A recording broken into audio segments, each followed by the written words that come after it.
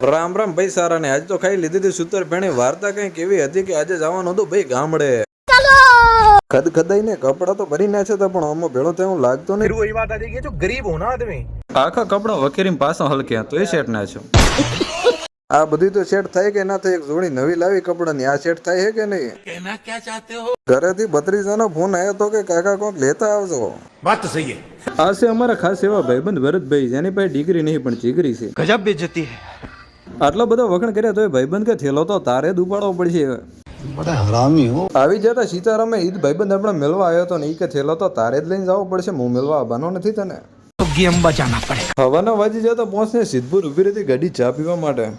પ્રકાશ ઓછા માથે પડતો હતો એટલે દાડો ઉગી જતા ને આપણે પહોંચી જતા ભાઈ હોઈ ગમ ઘરે જઈને જેવો 9-12 નીકળ્યો એવા તો મોમો આવી જતા ભાઈ મોમો મારે થોડી વાર પરસ કરીને ભાઈ ભૂખ લાગી હતી ખતરનાક ભાઈ ઘરે મસ્ત મજાની દાળ બનાવી હતી ને ગોઠિયાનું શાક બનાવી હતું એની અરે રોટલા ખાવાની મજા છે